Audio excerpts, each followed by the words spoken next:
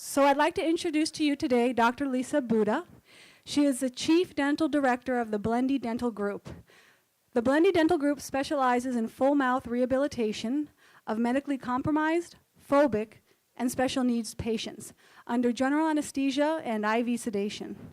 Dr. Buda is on staff with active operating room privileges at California Pacific Medical Center and Kaiser Permanente Hospitals in San Francisco.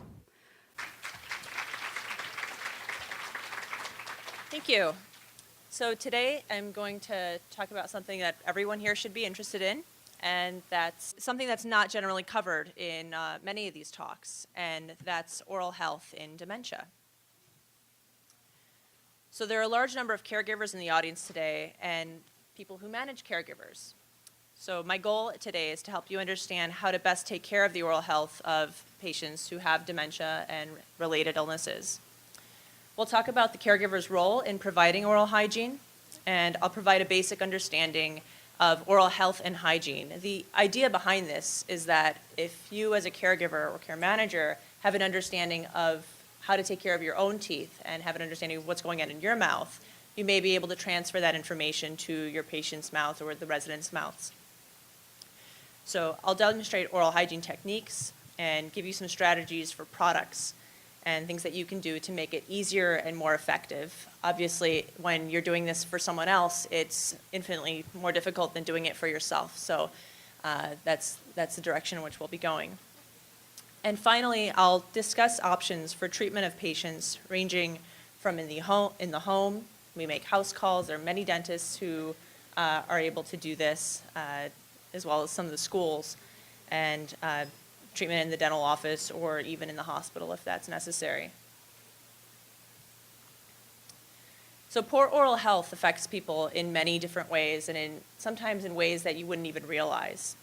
It has an impact on the quality of the diet someone can eat, whether it's a liquid diet, a puree diet, a soft diet, and this in turn affects the nutritional content of their food, and that affects their general health. Appearance and social interactions are affected by poor oral health. Patients may be less social due to tooth loss or tooth pain. They may be embarrassed to eat with other people. And even if they have dementia, this is certainly something that is very, very important. And if they don't have any teeth, you may think, well, they have dentures. This isn't any longer an issue. However, with age, people don't clean their dentures as well. They need help. With age, the gums start to recede, the bone starts to melt away, and dentures don't fit as well. So even someone with dentures needs to make sure that they're seeing a dentist, that someone is taking care of their gums and making sure that their dentures fit properly. And we'll also talk about how to clean the denture and how to remove it and insert it so that you have an idea of how that works as well. General health is most certainly affected by oral health. Our mouths are connected to the rest of our bodies, and an infection in the mouth can travel to other parts of the body and have multi-systemic effects. This was most apparent in a case in Petaluma a few years ago. There was a woman who was in the nursing home there, and she died due to a dental infection. And the state actually fined the nursing home due to neglect. Nobody ever looked in the woman's mouth. They thought that she had full dentures, but an infection in her mouth traveled, and it ended up that she wasn't able to breathe.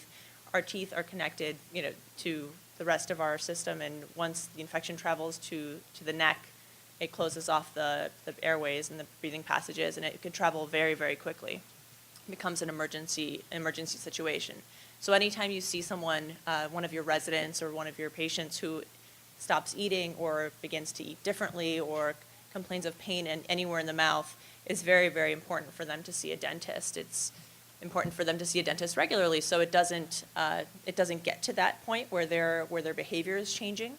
But when that happens, it's critical. So my premise is that the challenge of optimal oral health is in the caregiver's responsibility when it comes to special needs patients.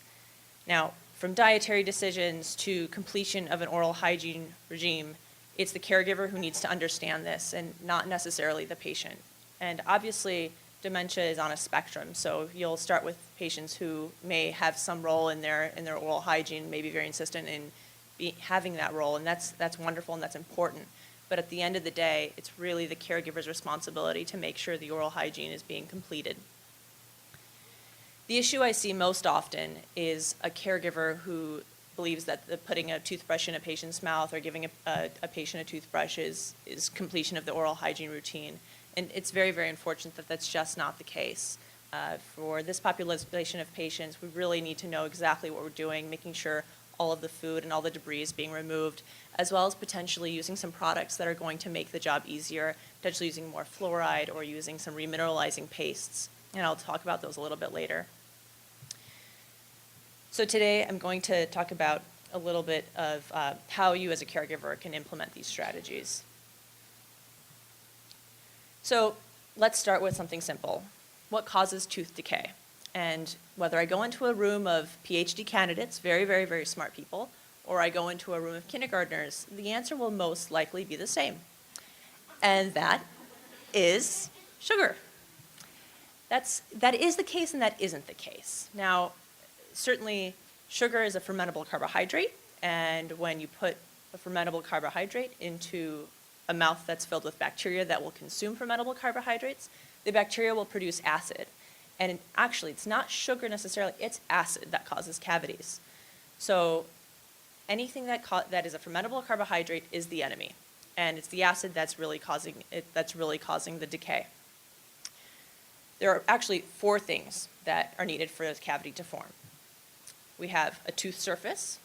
A patient without teeth won't get cavities. They'll get different types of dental disease and oral diseases, but not cavities. So you need a tooth surface, a caries or cavity-causing bacteria, and that's something like strep mutans, strep sabrinus, lactobacillus. Those are all caries-causing bacteria, and fermentable carbohydrates and time.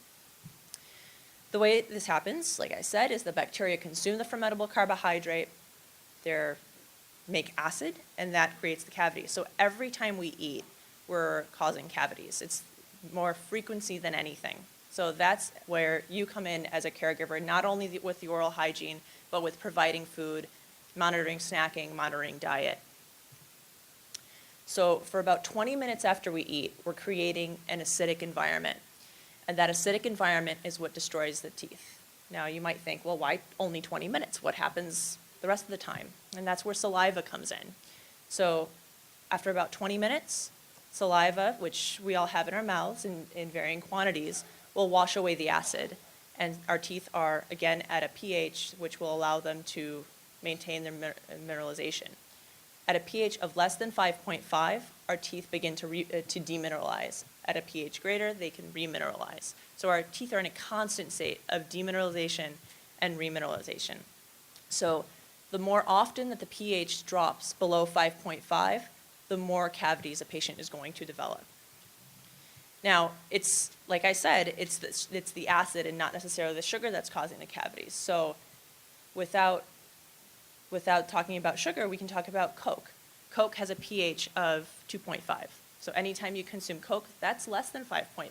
I see you with that Coke bottle in your hand.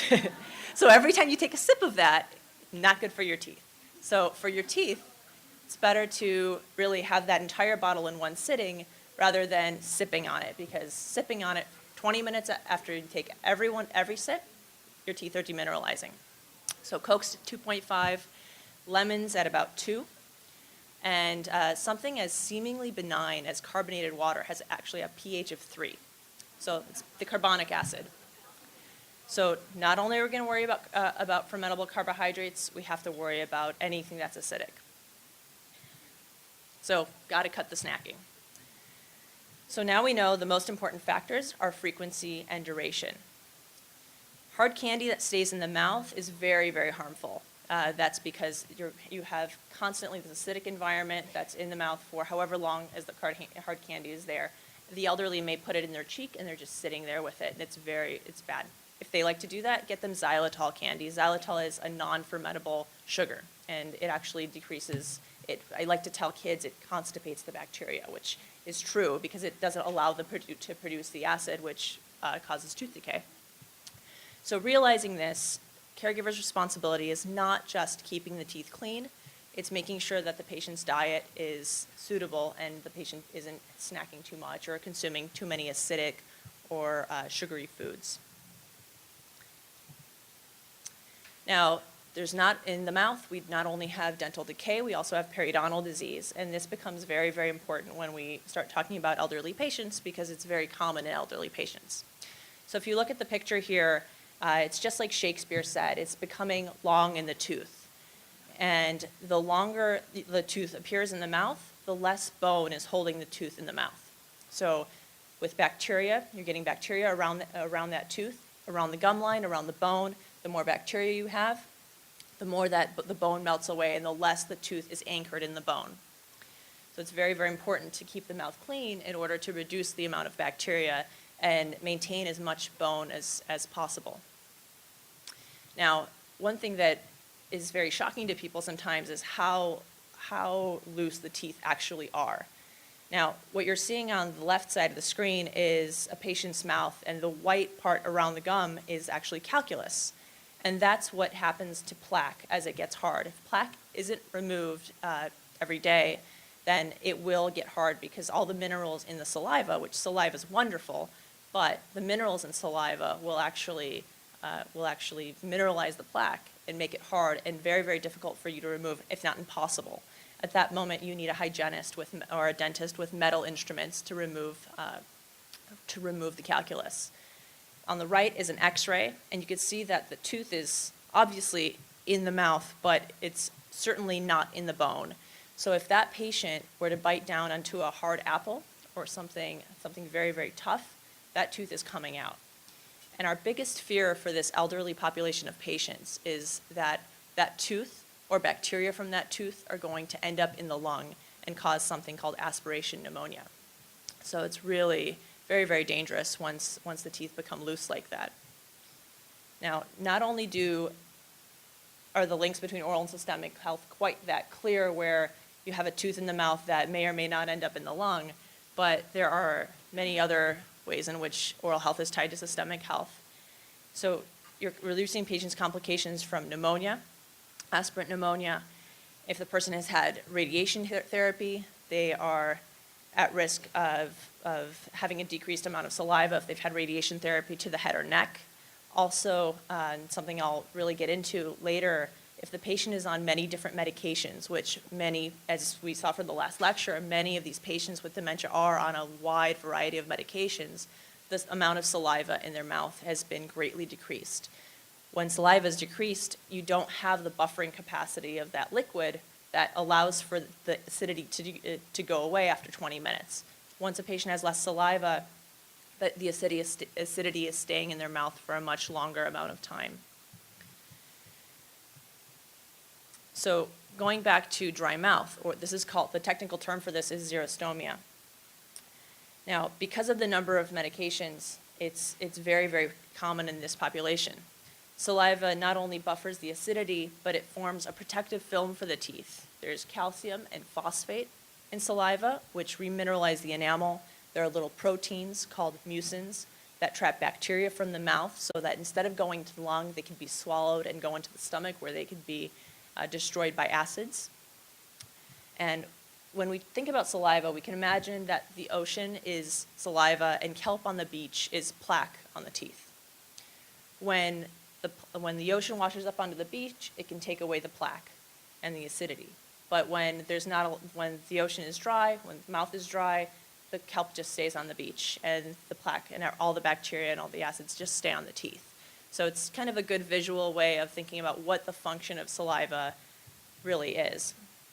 And once the plaque stays on the teeth, it hardens into calculus and causes periodontal disease and all the complications that we mentioned. Now, xerostomia is generally present in about 17 to 29% of the general population. That's the general population. If you're looking at the number of people who are on medications in your population of patients, I would say it's almost 100% of the elderly population with dementia.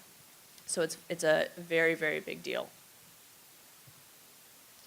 Now, these are some of the drugs that cause xerostomia, and you can see that it's anticholinergics, antidepressants, antipsychotics, sedatives, analgesics. It's with the number of drugs that a patient is on, the risk of xerostomia only increases. It's an additive effect. These are the patients who don't have the advantage of protective saliva. So if their mouths aren't being cleaned, and that really doesn't mean just taking a toothette or a towel and just swiping at the teeth, because that's not cleaning. We need to make sure that at least their diet is conducive to preventing dental disease.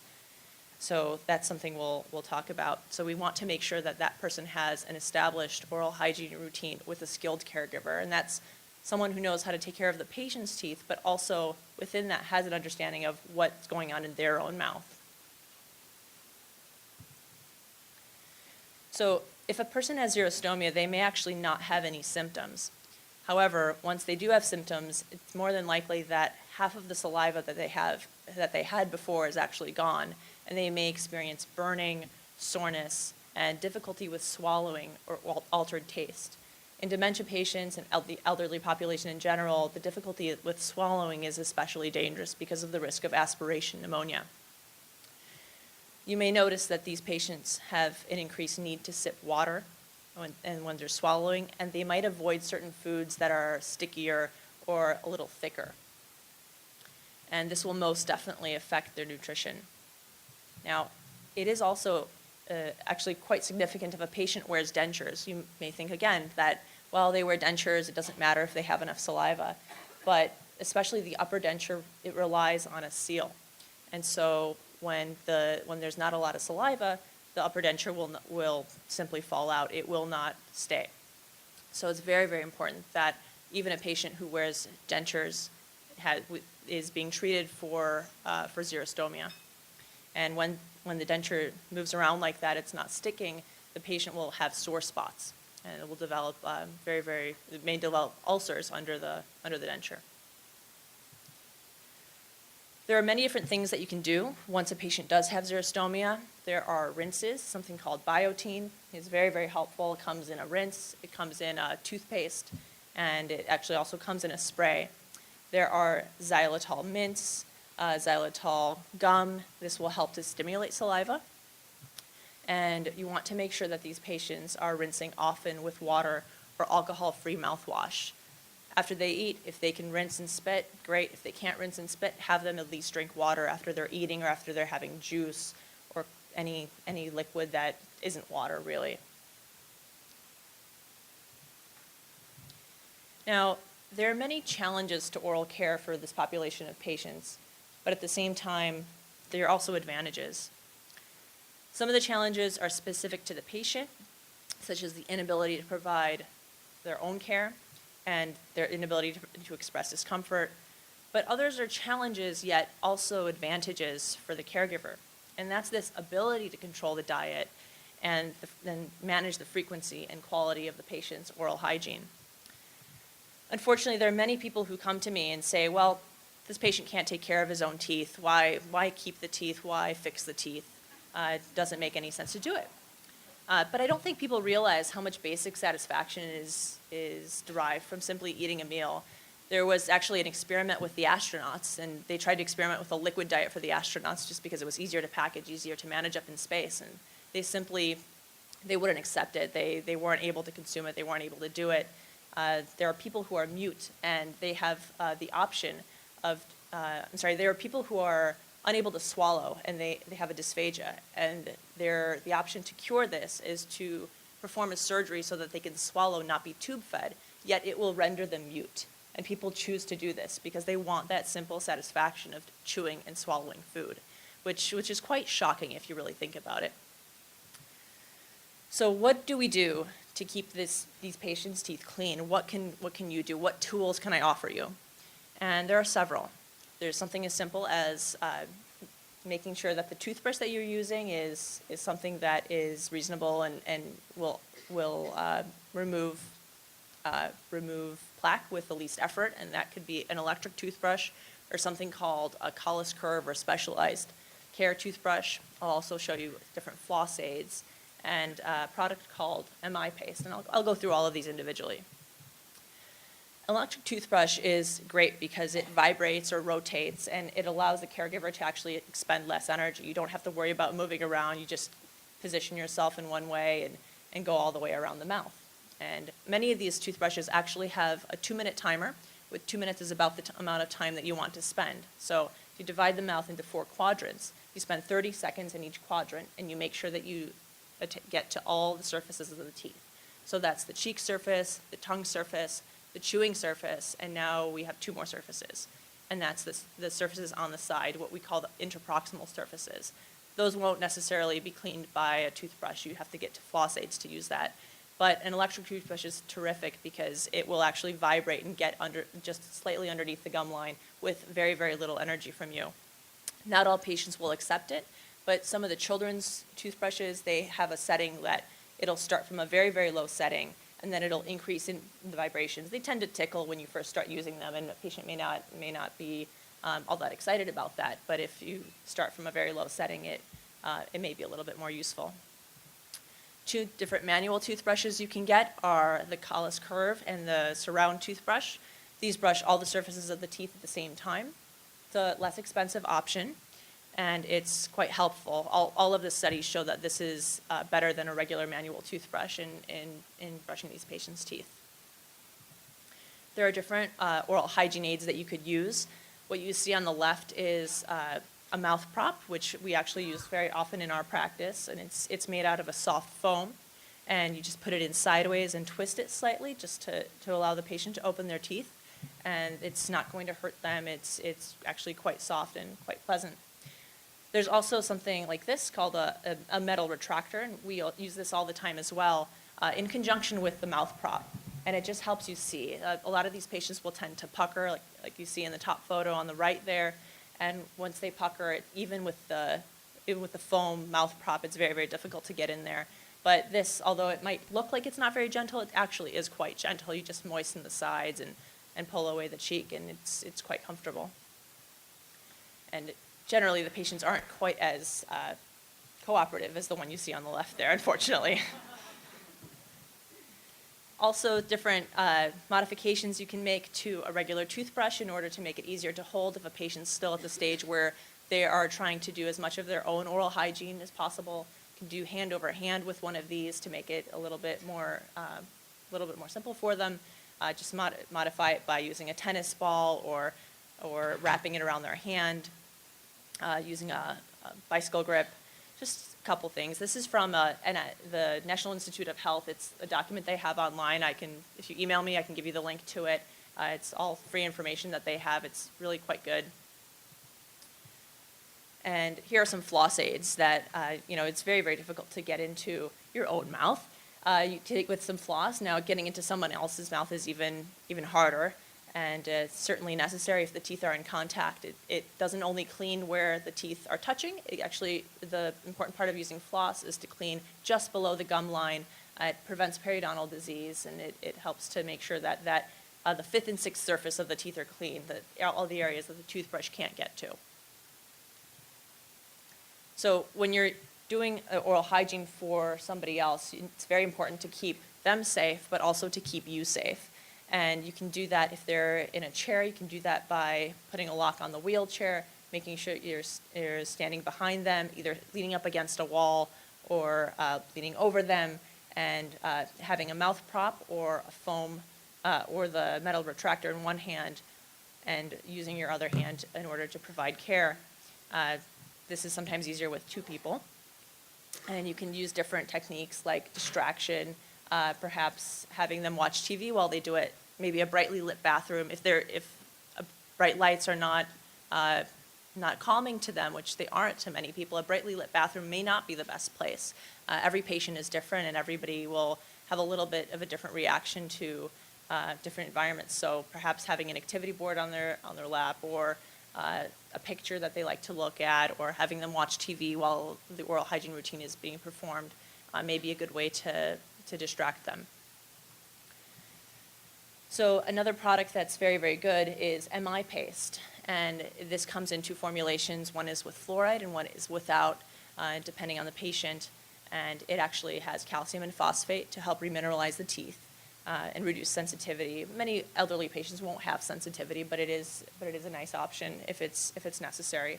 And this is used just by taking a pea-sized amount on a finger and really just rubbing it on the teeth. This can stay in overnight. In fact, it's supposed to stay in overnight, and it helps prevent decay. So a little primer on making sure that everybody knows how to insert and remove a denture. For the upper dentures, just put your fingers right at the top, right where the denture meets the gingiva or the gum line, and you just pull down. The upper dentures generally have a little bit of a seal to them, so you'll hear a pop, and that's how you make sure that that they're removed. They do need to be cleaned, so afterwards you need to make sure that you're putting them in a denture cleaner or brushing them with a brush. For lower dentures, it's usually much more simple. Just push up with your thumbs or with your index fingers, making sure that they're removed that way. And you can rock it back and forth. That's not going to hurt the patient. And of course, they should never be worn at night. Really never ever be worn at night. And that it's because it could cause sore spots and also a fungus called candidiasis. And you'll see that if you look in the patient's mouth. They've been wearing dentures for a very long time. They'll have an inflamed red area, usually on the palate, and it'll have little white spots, and that's a sign of candidiasis. It's a very uncomfortable condition. So you really want to make sure that no one's wearing their denture at night. It's not bacteria at that point isn't the problem, it's fungus. So there are many different ways to manage the behavior of your patients with dementia, and that's very, very patient specific. Some of it has to do with just making sure you have the right tone. Some patients react much better to someone having a very soft tone, calm speaking voice. Everybody's different. You have to make sure you're in the right time and place. If evening is not good, maybe a little bit earlier is better. Of course, you want to make sure that the oral hygiene is being completed after meal times, but you also need to time it in a way that is going to be appropriate for that particular patient. Some patients may need to feel that they're having a little bit more control than others in their oral hygiene routine. So you can have them start the routine and then you finish, or hand over hand where you have your hand on their hand as it's being completed. And there's also something called rescuing, where one caregiver may start the oral hygiene routine, the patient may be not reacting well to that, and another caregiver comes in and rescues the patient and finishes the routine. Really anything to try to get it done with them. And finally, of course, patience. It just takes a lot of patience to make sure that this is done for your residents. Now, what about when the patient needs dental treatment or when the resident needs dental treatment? And this hopefully is every single one, because they all should be having a regular checkup and regular exam just to make sure that nothing is going on. And there are many different modes that you could use. There's nitrous oxide, there's oral medications. This is for patients who are potentially a little bit more cooperative. But in the event that the patient needs a little bit more extensive treatment, or a tooth needs to come out, or something more needs to be done, there are also options for sedation. In the event that there is an infection, it needs to be taken care of. We don't want a patient to be on antibiotics for the rest of their life. And there are many options to do this. Many of the schools offer hospital dental care, where a patient could be put to sleep and treatment could be done. In our office, we actually do house calls, and we go out to patients' homes, do exams, sometimes do treatment in the home, either under oral medications or awake normally, because some patients are able to tolerate that.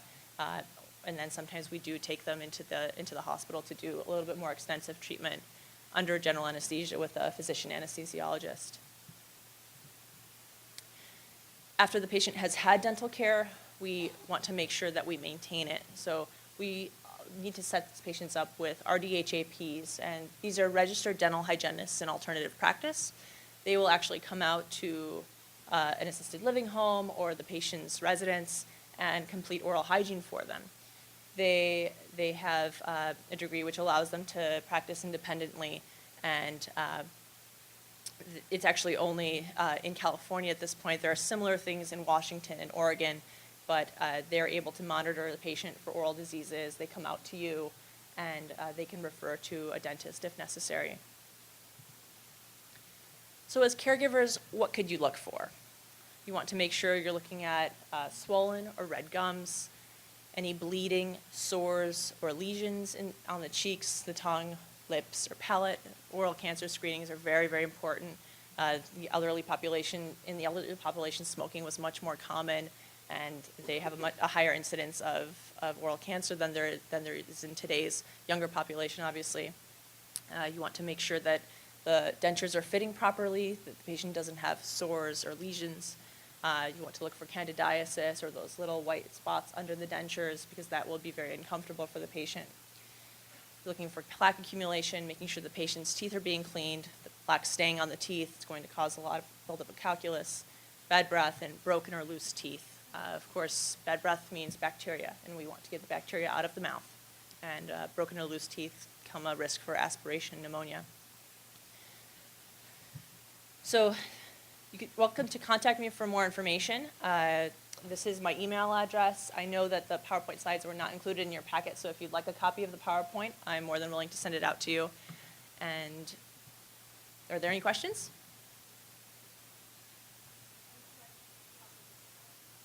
Sure. Could you email me, please? Or great. No problem. Mm-hmm.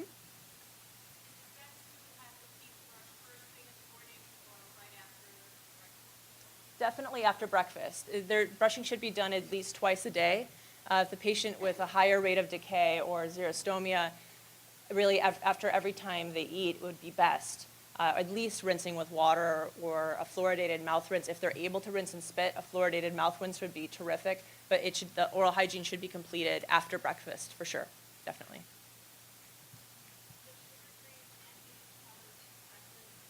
It does not. Well, you want to make sure, so the question was, if sugar-free candy caused acid?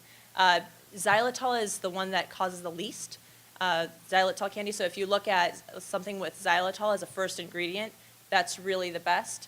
One issue with xylitol is if quite a lot of it is consumed, it can cause gastric upset. So just like you don't want to eat too much candy in general, probably too much xylitol is also not so good. But certainly if for the purpose of stimulating saliva, mint xylitol candy or lemon flavored xylitol candy will do a great job. Just not too much of it, just like anything. Go ahead.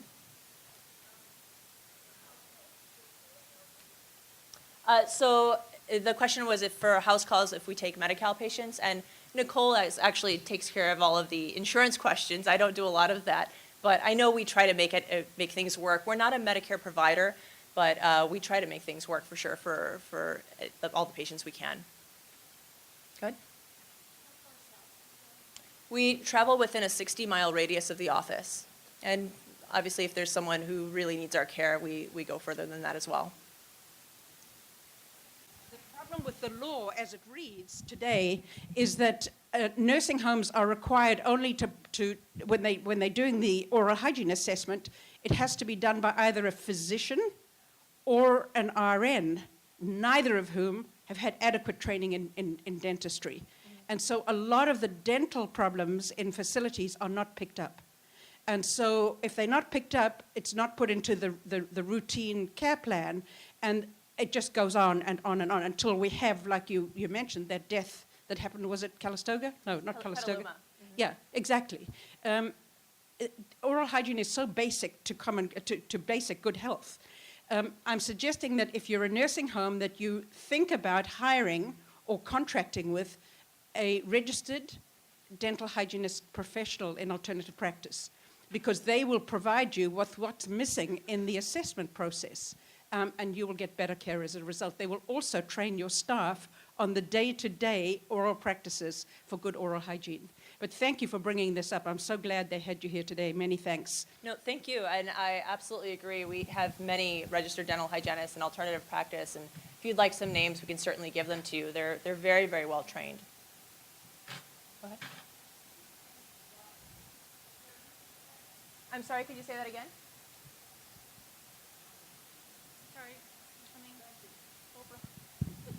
I said you didn't mention water picks when you were talking about dental hygiene. I was just curious why the omission. No, water picks are great. They're certainly, they're great. They do make a mess sometimes, and sometimes it's difficult because these patients have difficulty with swallowing. But certainly, it's on a patient-to-patient basis. If a patient will tolerate a water pick, fantastic. Anything that will remove plaque. I'm getting a 1-minute warning, so unless there are any burning questions, I'm going to be at the booth right outside there, and if there are any more questions, I'm more than welcome to answer them.